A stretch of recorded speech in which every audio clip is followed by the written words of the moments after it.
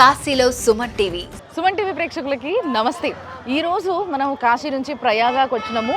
So ప్రయాగాలో Suman TV మీ అందరి కోసం. మరి ఈ కార్యక్రమాన్ని మనకు సమర్పిస్తున్న వారు వారాహి సిల్క్స్. పెళ్ళైనా పండగైనా వేడుక ఏదైనా పట్టు చీరల ప్రత్యేక వేదిక వారాహి సిల్క్స్. సాంప్రదాయానికి సౌందర్యానికి వారధి. చాలా అత్యంత పవిత్రమైన ఒక శక్తిపీఠానికి వచ్చినాము.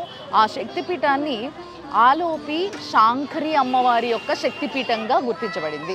అయితే ఇక్కడ ఈ అమ్మవారు ఏ విధంగా వెలిసింది, అసలు ఈ అమ్మవారి శక్తిపీఠానికి ఉన్న చరిత్ర ఏంది, ఇవన్నీ తలుచుకుంటూ ఆ అమ్మవారిని మనసారా మొక్కుకోవడానికి మనం ఇప్పుడు లోపలికి వెళ్తున్నాము. భజ గౌరీసం భజ గౌరీసం గౌరీసం భజ మందమతే జలభవ దుస్తర జలధి సుతరణం ధ్యేయం చిత్తే శివహర చరణం. సో ఈ గుడికి ఎంట్రన్స్ దగ్గరనే మీకు అటువైపు ఇటువైపు రెండు సింహాలు ఉన్నాయి. దీన్ని అలోపి భాగ్ అని కూడా పిలుస్తారు అనమాట. సో ప్రయాగాలో త్రివేణి సంగమంకి దగ్గరలో ఉంది. సురవర వర్షిణి దుర్ధర ధర్షిణి దుర్ముఖమర్షిణి హర్షరతే త్రిభువన పోషిణి శంకర తోషిణి కిల్బిషమోషిణి ఘోషరతే. గుడి లోపలికి ఎంటర్ కాగానే మీకు అన్నీ కూడా పూజ సామాగ్రి కావచ్చు, ప్రసాదం నైవేద్యం పెట్టడానికి నైవేద్యం కానీ పూలు కానీ అన్నీ కూడా లోపలంతా కూడా షాపింగ్ ఉంది. అమ్మవారికి గాజులు, అమ్మవారికి తలపైన పెళ్లి కూతుర్లు ఇట్లా అని గూంగట్ వేసుకుంటారు కదా ఎర్రది, ఆ గూంగటు ఇలాంటివన్నీ కూడా కొనుక్కొని పోయి సమర్పిస్తారనమాట. అయితే ఇక్కడ అమ్మవారికి ముఖ్యంగా ఈ ప్రాంతంలో ఉండే వాళ్ళు ఏం చేస్తారంటే, వాళ్ళ ఇంట్లో ఏదైనా పెళ్ళి ఉందనుకోండి, పెళ్లి కార్యక్రమాలు ప్రారంభించడానికి ముందు ఈ అమ్మవారి దీవెన కంపల్సరీ అనమాట. ఆ అష్టాదశ శక్తిపీఠాల్లో ఈరోజు మనం వచ్చిన ఈ శక్తిపీఠం కూడా ఒకటి. అంటే ఆ అమ్మవారి యొక్క కుడికాలు మోకాలు భాగం పడ్డం వల్ల ఈ ప్రాంతం అంతా కూడా పవిత్రంగా మారుతుంది.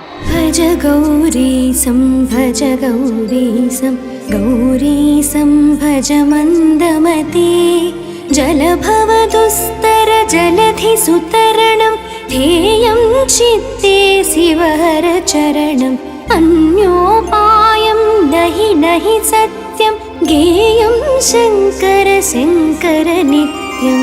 ఈ ఏరియాలో అప్పట్లో ఎవరు పెళ్ళిళ్ళు చేసినా కానీ అప్పుడు పెళ్ళి అయిన తర్వాత డోలీలు ఉంటాయి కదా, అంటే ఇప్పుడు ఆడపిల్లల్ని ఇట్లా డోలీలలో మోసుకొని పోయేటోళ్ళు. సో అట్లా ఆ డోలీలలో మోసుకొని పోయేటప్పుడు కొంతమంది దొంగలు వాళ్ళ దగ్గర ఉన్న సొమ్ము, అది ఏదైతే వస్త్రాలు ఇవన్నీ ఉన్నాయో వాటన్నిటిని కూడా దొంగలించడం జరిగేది.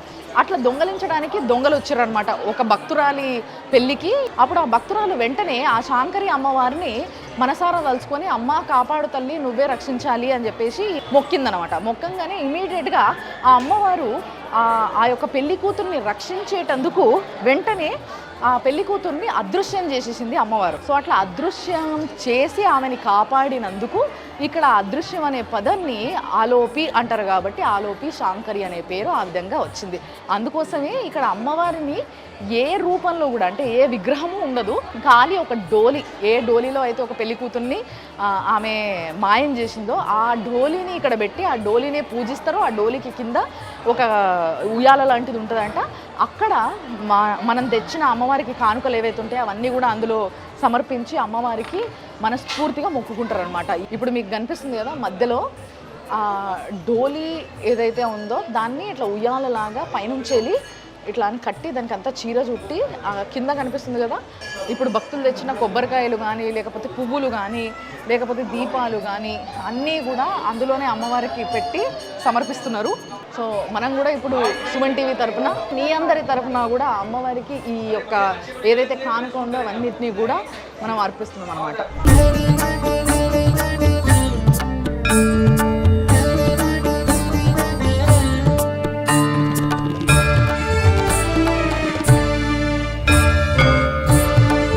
ఆ డోలీ కింద ఒక గుండం లాంటిది ఉందంట. ఆ గుండంలో గంగాదేవత కొలువై ఉంది. దాని కింద శక్తిపీఠం ఉందంట. అమ్మవారిని శ్రీచక్రం రూపంలో పూజిస్తాం కదా మనము. ఆ శ్రీచక్రం ఆ గంగాదేవి కింద ఉందనమాట. ఎంతటి భాగ్యం అంటే ఒక శక్తిపీఠానికి ఇట్లా ఎదురుగా, అంటే అమ్మవారు ఎంత దగ్గరగా ఉందో చూడండి. అసలు ఇంత దగ్గరగా ఆ అమ్మవారికి హారతి ఇయ్యగలిగిన, ఓ దీపం పెట్టగలిగిన ఐరణ దుర్మద శత్రువధోదిత దుర్ధర నిర్జర శక్తి భృతే చతుర విచార ధురీణ మహాశివ దూత कृतप्रमथाधिपते दुरितदुरीह दुराशय दुर्मति दानवदूत कृतान्तमते. ప్రతి విగ్రహం ఇక్కడ స్వయంభూనే. చూడండి, గోమాత, వినాయకుడు, శివలింగము, తర్వాత భైరవులు, ఆంజనేయ స్వామి, నందీశ్వరుడు. ఇక్కడ ఆంజనేయ స్వామి పెద్ద విగ్రహం ఉంది చూసిర్రా, ఆంజనేయ స్వామి చేతిలో రాముడు లక్ష్మణుడు కనిపిస్తున్నారు. తర్వాత నవదుర్గల్ని ఏర్పాటు చేసారు ఇక్కడ లోపల కూడా. నవదుర్గల్లో మొదటి అమ్మవారు శైలపుత్రి. మీ అందరికీ తెలుసు కదా, నవరాత్రుల్లో మొదటి రోజు అవతారం శైలపుత్రి అయితే తర్వాత బ్రహ్మచారిణి, బ్రాహ్మిణి అని కూడా అంటారు, బ్రహ్మచారిణి. దాని తర్వాత చంద్రగంఠ కుష్మాండ అమ్మవారు 4వ రోజున.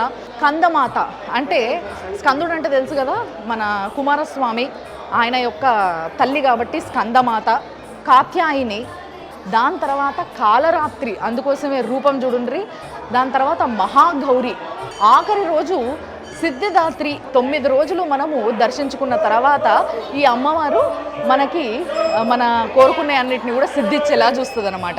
ఇక్కడ ఒక అమ్మవారిది ఫోటో ఉంది, దుర్గమ్మవారి ఫోటో. అంటే సతీదేవి దుర్గమ్మవారి అవతారం ఎత్తుతుంది కదా, ఆ దుర్గమ్మవారే అంటే ఆదిపరాశక్తి అంటారు కదా ఆమెని. అంటే త్రిమూర్తులకు కూడా తల్లి ఆమెనే.